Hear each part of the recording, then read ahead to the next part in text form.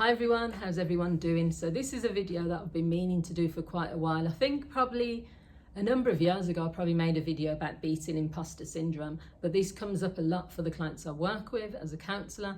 I've also worked with many clients as a coach around this area, and I just know that it does affect a lot of people. So I'm just going to tell you first of all the definition of imposter syndrome. So it is an inability to realistically assess your competence and skills.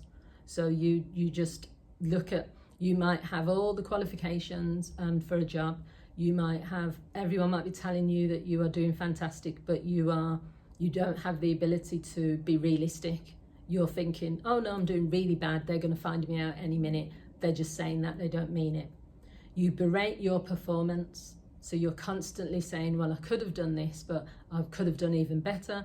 I'm a loser, I'm not as good as this person, that sort of thing. It ties in with perfectionism, but when you're imposter syndrome, means that you're never satisfied with who you are and where you are. You're constantly berating yourself, putting yourself down.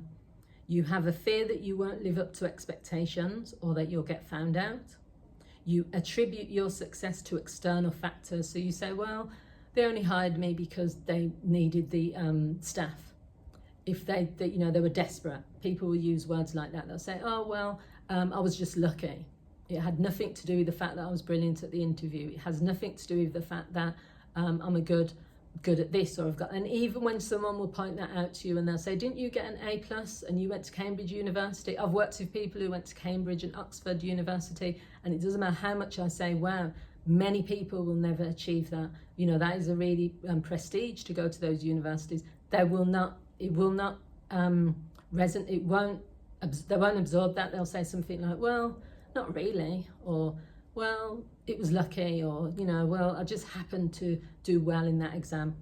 So self-doubt comes up a lot as well with people with imposter syndrome. They set very challenging goals and then they feel disappointed when they fall short. So that is definitely a similar thing as perfectionism. So perfectionists will always set the bar way too high and they will never achieve it because there's no such thing as perfection. So they will either decide, I'm not going to even do that thing because I'm scared of failing, or they'll say, I've got 99%, I've done it right, but then the 1% is what they'll focus on. So someone with imposter syndrome will constantly be saying, well, it doesn't matter how good I am at this job, it doesn't matter how good I am as a person, it doesn't matter what skills I've got, I still haven't got the right skills, someone's going to find me out, I'm a fraud, I'm still not doing my best. It's almost like no matter if they're getting told how brilliant they are, they're not hearing it, their mind won't allow it to sink in. So it can lead to people being anxious, being too hard on themselves, feeling like they're going to be found out. This is a constant symptoms of imposter syndrome, just walking around with a level of anxiety. So what that then leads to is you can't really enjoy your life, you can't enjoy the job that you're in. You might be in a senior position. I've worked with people in top positions, they're getting good money, all their team love them, they're being told every day that they're doing a great job, but they can't enjoy it. They're not like enjoying the fruits of their labor, because they're so anxious, they're so on edge, they're constantly thinking someone's going to find me out, I'm going to lose this job. Even though that presentation went well, someone's going to come up to me and tell me that it didn't. They're not able to just relax. So some examples would be someone getting an award or a promotion at work. I've worked with many people in this. They might get the top award for something and then they'll just say, well, it was a fluke. There was only 3 of us in the running for it, so I only got it because the other people were worse. I was the best of a bad bunch or something like that. They will not say, I deserved the award and I was the best candidate. They will just not say that. Someone else, it might be if they get a promotion at work, again, they will just use reasons such as they just wanted to fill the vacancy. They knew that I've been working for the company a long time, they thought I was going to leave, so that's why they gave it to me.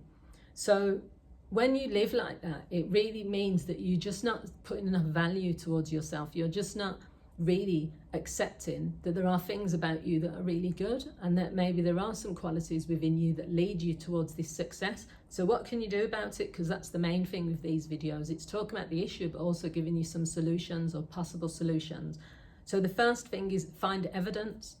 As a counsellor, if you're working using cognitive behavioural therapy, which I use a combination of that and solution focused you're asking people to seek the evidence that supports what they're saying. Okay, if you feel you're not good enough, or if you feel you're an imposter, you're not doing your job properly, where's the evidence either way? What's the evidence for and against? So the evidence for could be because that's how you feel. I'm not going to challenge someone and say, well, you shouldn't feel like that. But what about all the evidence against? Your boss has not said to you that you're doing a rubbish job. You got the interview because of your own skills, because there was loads of other candidates. You've been promoted. So is that like evidence? So it's just factual evidence. Take the emotion out of it and just look at all the evidence that supports or goes, against the negative thoughts that you have. The second one is question your core beliefs. Assess your abilities. Think to yourself, well, do I really, really, really deep down believe that I'm a fraud in this job that I'm doing? Do I really, really deep down feel like I'm not good enough? Because most of the time people don't really believe that deep down to their core. They've just had a few events or situations that have come up that have led them to then train their mind to feel like that. But once they really look into it, they don't really, really deep down think that. So what is your core belief? Is your core belief then that you're useless and you shouldn't be in any job? You shouldn't have got that promotion. You shouldn't be getting paid. You're rubbish, complete, like it's not worth working, because everyone's going to find you out and just say you're a terrible person. Okay, well then let's look at those beliefs and see if they're realistic or if they're unrealistic. That's what you would be doing with a counsellor. Share your feelings with friends or a professional. If you come for counselling, the counsellor isn't there to judge you. The counsellor isn't there to tell you that you're wrong for what you think. We're here to help you assess, review, consider, different things. Because if this is impacting on your life, but you want to change it, turn it around, then let's look at it. Let's look at how maybe those beliefs can be altered slightly so that you get to a place where you don't feel like you're an imposter, where you don't feel like a fraud, where you're standing up proud and you're saying, I deserve this job, that's why I got it. I got this job because I have all these skills, I've got all these qualities. And the final thing is, don't let it hold you back. Even though there might be times where you're thinking, I shouldn't be in this job, or I'm like an imposter, I shouldn't be in this relationship. It happens in relationships as well, where even after someone gets engaged, they're still saying, well, I'm not good enough for this person. Once they get married, they're still saying, I'm not good enough. This person's going to find out one day that I'm not the best person they've married, and then they're going to leave. You have to work on that, because otherwise you're going to end up losing all the things that you were trying to hold on to. But you're not losing them because you wasn't good enough. You're losing them because you don't believe you deserve them. So it's just something worth speaking to a professional about, or at least considering other options. There's always other narratives that we can create that are probably more beneficial to us. So I hope you found this video useful. If you have, don't forget to share it with other people. Thanks for watching, and I'll see you all soon. Bye.